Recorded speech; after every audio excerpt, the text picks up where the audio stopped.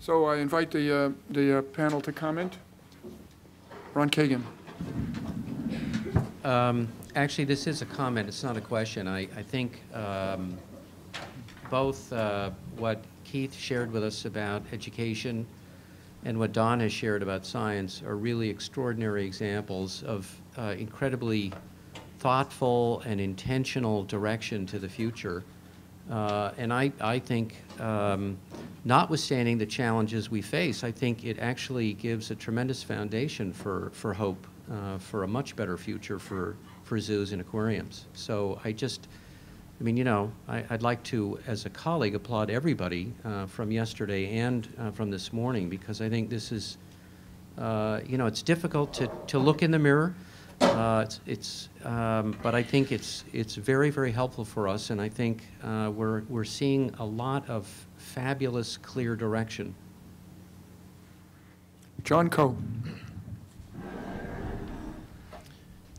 There's a common thread coming through here from the talks, yes, several of the talks yesterday and the two talks this morning, which we just heard called fuzzy boundaries. And I think for a long time zoos have been, or the world has been specializing in building boxes, not bridges. And I see a thread coming through here that the future will depend on fuzzy boundaries and us looking, you know, not only looking over the horizon of time, but looking at all the other work around and figuring out ways to overcome preconceptions about where boundaries are. I have a question for all of you on the panel. I'm challenged to understand how the economics, the economic model of a zoo, an urban zoo, or, you know, a large zoo, small zoo, how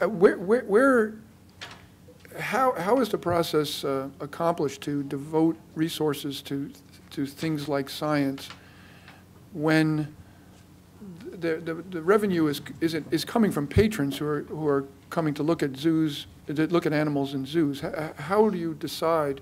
How does any zoo decide? Don, you can start, but how do you decide how much money to divert to field projects or projects that are not visible to your visitors? One of the really interesting examples is black-footed ferrets.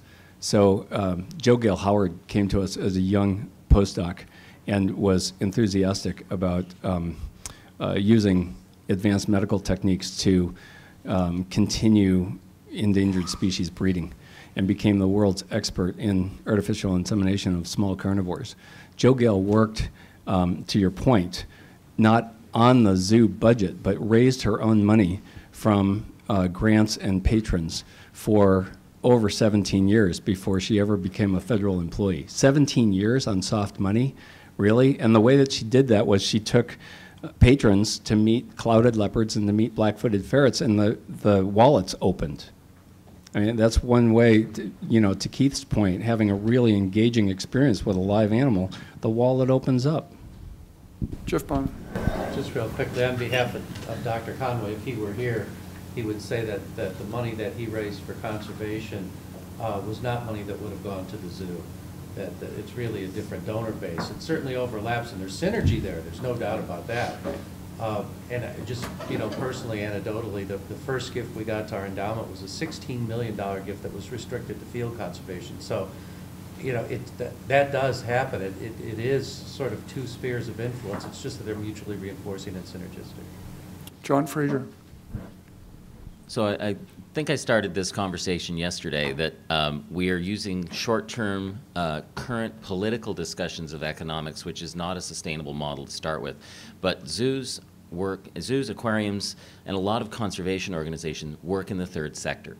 They are not government, they are not private sector businesses, and yet we attempt to make them conform to private sector businesses in all of our discourse by saying, what is the economic model?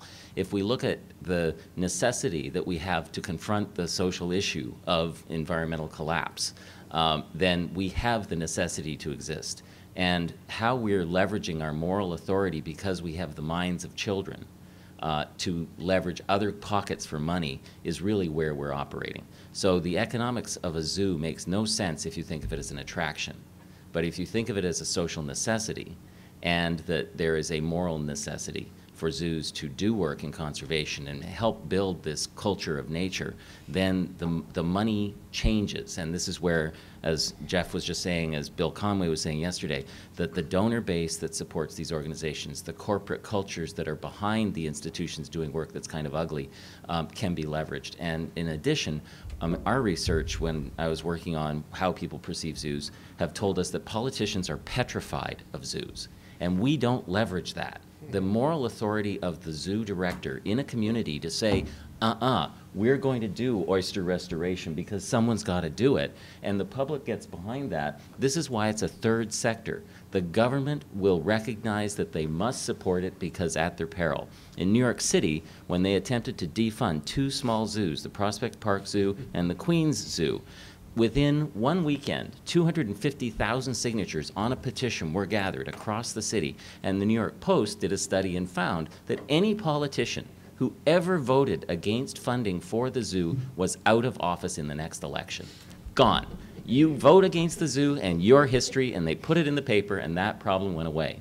Even Mike Bloomberg is afraid of this. So I just want to say the economics are, we are having conversations around a corporate sector model that doesn't apply to this sector. Thanks so much for that, because, I mean, that's visionary, and I think that may be one of the important lessons, and thanks for reinforcing that, to keep reminding us that should be all the more true as we go forward.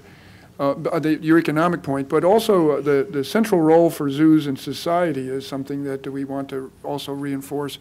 I started with that comment yesterday, and yesterday we did a lot of what Ron said, looking in the mirror, which was very frank and very informative. But we're not here to talk about in a zoo bashing session. We're here because we're interested in zoos, and we're recognizing their central and very important role in our societies. Let me see. There's a. Can I make one? Just oh, yes, one comment, please. and I agree with what you said to an extent, but we are diverse, right? There's half a dozen to a dozen of us who are private nonprofits and functions as attractions. We earn 93 cents of every dollar, if not more. Last year could have even been more. So we essentially do earn it through the gate, and I don't think that's the great majority. I know it's a tiny percentage. I'm in Florida. I'm near big attractions. People are used to that. So there are just a diversity of economic models too. I wish we got that government dollars. We don't get any government dollars for operations at all. Well, I took it, John's point is that we should head in that direction for all of us, perhaps, and as a society, as we evolve. Well, perhaps, but there's also a certain bulletproofness that we bring to the table because we earn it. We're not on the public dole, and I just point out that in our community, people love that. They might not give money to us. We get very little donated dollars, but they love the fact that we sort of earn it the old-fashioned way. And that is a certain piece. So I know that's a tiny minority. I just think as we look forward 50 to 100 years, if we have lots of small regional zoos, they could all be on public dollars, or quite a few of them, like in Europe, there's a lot of private zoos and aquariums that function like businesses. But Keith, I'd ask, what's your product? You're not selling widgets and plastic, you're selling moral authority. You're selling morals. We sell experience, I think. Exactly. Yeah. Kevin Murphy. I just wanted to make one comment. One of the things that I find that we don't have a tremendous amount of in our industry, and obviously many of the folks sitting at the table are great leaders, but the reason some of these programs that Don talks about and Jeff talks about and William Conway talks about is because of the leadership. And all these programs, like Donna here at the Buffalo Zoo, are driven by leaders, and that's what makes an excellent zoo, and especially when you branch out into conservation rather than just looking to how to fix the local sewers in your zoo. That's what makes conservation. And we're an organization of many zoos, 200 zoos, 250 zoos, whatever it is. And we're not all equal that way. And I think one of the things we need in our industry are more drivers and more leaders. And how we cultivate them, I don't know. Don Moore. Yeah, to that point, I'd just like to kind of channel my international colleagues for a minute. We're very American-centric here.